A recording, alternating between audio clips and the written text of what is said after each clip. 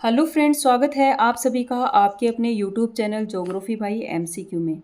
जैसा कि आप जानते हैं हमारी क्लास 11th ज्योग्राफी की एमसीक्यू सीरीज चल रही है जिसमें हमने 5 चैप्टर कंप्लीट कर लिए हैं और आज हम स्टार्ट करने वाले हैं चैप्टर 6 जिसका नाम है भूआकृतिक प्रक्रियाएं। इसका क्वेश्चन नंबर फर्स्ट है कि पृथ्वी की धरातल के संबंध में नीचे दिए गए कथनों में से कौन सा कथन असत्य है।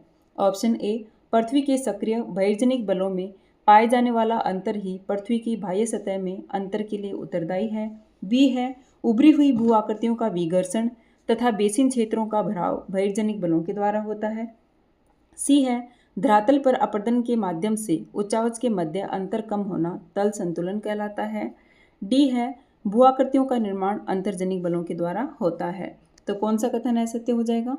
ऑप्शन ए था कि पृथ्वी के सक्रिय बहिर्जनिक बलों में पाए जाने वाला अंतर ही पृथ्वी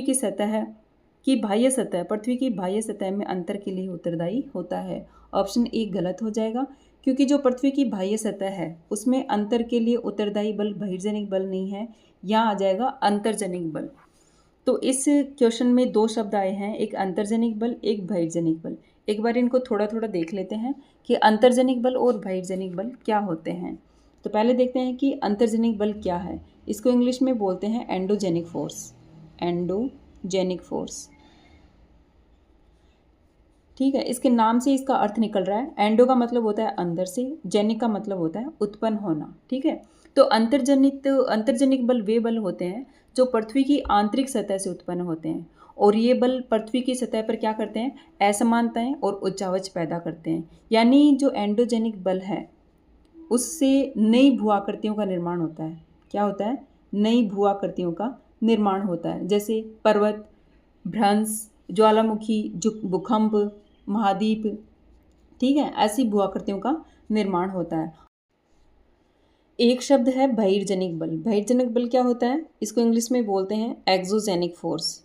एक्सोजेनिक फोर्स, एक्सो का मतलब होता है बाहर से और जेनिक का मतलब होता है उत्पन्न, मतलब ऐसे बल जो पृथ्वी की सतह पर कार्य करते हैं, ठीक है। तो ये बल मुख्य रूप से क्या करते हैं? ये बल जो अंतर्जनित बल हैं, अंतर्जनित बलों के द्वारा जो असमानताएं उत्पन्न हुई थी पृथ्वी की सतह पर उनको कम करने और जो भू आकृतियां हैं उनको समतल करने का कार्य करते हैं, ठीक है। तो ये बल इस जो अंतर्जनित बाह्यजनिक बल है इससे मतलब 3 प्रक्रियाएं जुड़ी हुई हैं। कौन कौन सी हैं? एक तो है अपरदन, निक्षेपण और अपक्ष अपरदन और निक्षेपण। इनको हम आगे देखेंगे, ठीक है। तो ऑप्शन ए गलत हो जाएगा। बी था, उभरी हुई भू आकृतियों का विघर्षण तथा बेसिन क्षेत्रों का भराव बहिर्जनिक बलों के द्वारा होता है। ऑप्शन बी सही है। अभी हमने देखा कि जो अंतर्जनित बल हैं उनके द्वारा जो असमानताएं उत्पन्न होती हैं उनको विघर्षित कर, ठीक है, उनको समतल करने का कार्य कौन से बल करते हैं? वो करते हैं बहिर्जनिक बल। तो ऑप्शन बी सही हो जाएगा। सी था कि धरातल पर अपरदन के माध्यम से उच्चावच के मध्य अंतर कम होना तल संतुलन कहलाता है। सी भी बिल्कुल सही हो जाएगा। और डी था, भू आकृतियों का निर्माण अंतर्जनिक बलों के द्वारा होता है। ये अभी हमने देखा कि जो भू आकृतियां हैं और जो धरातल पर असमानताएं हैं वो अंतर्जनिक बलों के द्वारा उत्पन्न होती हैं। तो ऑप्शन डी भी सही हो जाएगा। तो ऑप्शन डी, सी और बी तीनों सही हैं और ए गलत हो जाएगा। तो असत्य कथन कौन सा हो जाएगा? Option A. नेक्स्ट क्वेश्चन है, निम्नलिखित में से कौन सा कथन भूआकृतिक प्रक्रियाओं को सही तरीके से परिभाषित करता है? ए है, ज्वालामुखी उद्भेदन के द्वारा धरातल का निर्माण। बी है, धरातल के पदार्थों का गुरुत्वीय बल के द्वारा संचलन। सी है, जल के प्रवाह के द्वारा धरातल के पदार्थों का अधिग्रहण एवं परिवहन। डी है, अंतर्जनिक एवं बहिर्जनिक बलों के द्वारा भूतल के विन्यास में परिवर्तन। अभी हमने इसकी डेफिनेशन देखी थी कि भूआकृतिक प्रक्रियाएं किन्हें कहते हैं। तो ऑप्शन डी सही हो जाएगा कि जो अंतर्जनिक बल और बहिर्जनिक बलों के द्वारा भूतल के विन्यास में जो परिवर्तन आता है उन्हीं को क्या कहा जाता है? भूआकृतिक प्रक्रियाएं। तो ऑप्शन डी सही हो जाएगा। नेक्स्ट क्वेश्चन है, निम्न में से कौन सी अंतर्जनित भूआकृतिक प्रक्रियाएं हैं? ऑप्शन ए पटल विरूपणी, बी है ज्वालामुखीयता, सी है ए और बी दोनों, डी है ना ही ए और ना ही बी। तो कौन सा ऑप्शन सही हो जाएगा इसका? अंतर्जनित भूआकृतिक प्रक्रियाएं, जो अंतर्जात बल हैं वो दो प्रकार के होते हैं, ठीक है। एक होता है आकस्मिक या अल्पकालिक बल और एक होता है पटल विरूपणी या दीर्घकालिक बल। जो आकस्मिक बल है, ठीक है, उसकी समयावधि क्या होती है? कुछ सेकंड, कुछ मिनट या कुछ घंटे की। जैसे हम देखते हैं भूकंप है, आकस्मिक बल में कौन सा आएगा? भूकंप, ज्वालामुखी और भूस्खलन। और दूसरा था पटल विरूपणी, ठीक है। पटल विरूपणी क्या होता है कि ये बहुत ही मंद गति से कार्य करते हैं और इनका रिजल्ट देखने में हजारों साल लग जाते हैं। तो इसमें कौन सी भूआकृतियों का निर्माण होता है?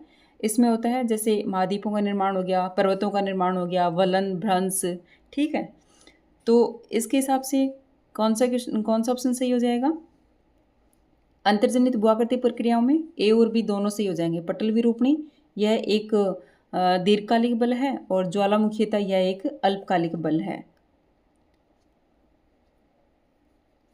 तो ऑप्शन सी, ए और बी दोनों सही हो जाएंगे।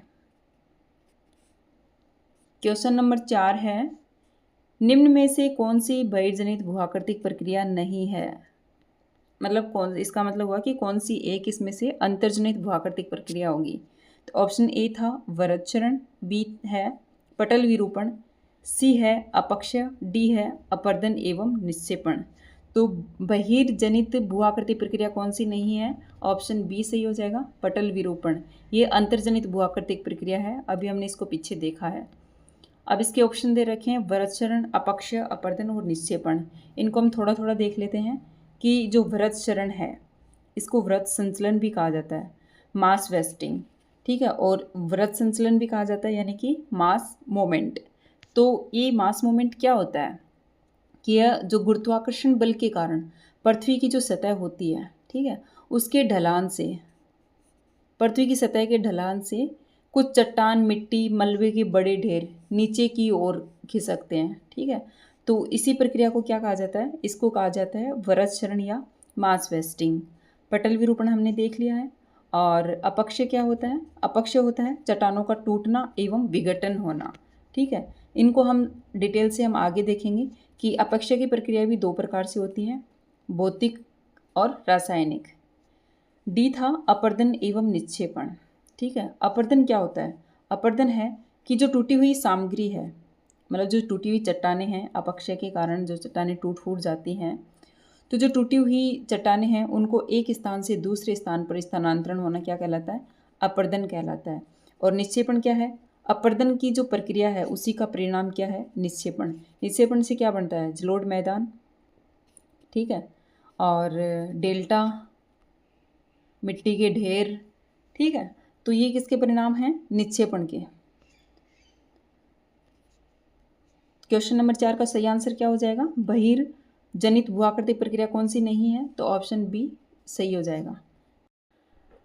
नेक्स्ट क्वेश्चन है, कथन है जल, हिम तथा वायु को भूआकृतिक कारक कहा जाता है। कारण है जल, हिम तथा वायु धरातल के पदार्थों का अधिग्रहण तथा परिवहन करते हैं। ऑप्शन ए कथन सही है, कारण गलत है। ऑप्शन बी कथन गलत है लेकिन कारण सही है। ऑप्शन सी कथन सही है, कारण भी सही है तथा कारण कथन की सही व्याख्या करता है। डी है कथन सही है, कारण भी सही है किंतु कारण कथन की सही व्याख्या नहीं करता। तो कौन सा ऑप्शन सही हो जाएगा? कथन था कि जल, हिम तथा वायु को भूआकृतिक कारक कहा जाता है, ये बिल्कुल सही है। ये जैसे जल बहती हुई नदियाँ हो गई, हिमनद हो गया, पवन, समुद्री लहरें, जल, ये सब क्या हैं? ये सब हैं जो बहिर्जनित बल हैं उनके कारक हैं, ठीक है। कारण था कि जल, हिम तथा वायु धरातल के पदार्थों का अधिग्रहण तथा परिवहन करते हैं, ये भी बिल्कुल सही है और ये कथन की व्याख्या भी कर रहा है। तो ऑप्शन सी सही हो जाएगा कि कथन सही है, कारण भी सही है तथा कारण कथन की सही व्याख्या करता है। इसी के साथ आज का ये वीडियो यहीं ख़त्म होता है। धन्यवाद।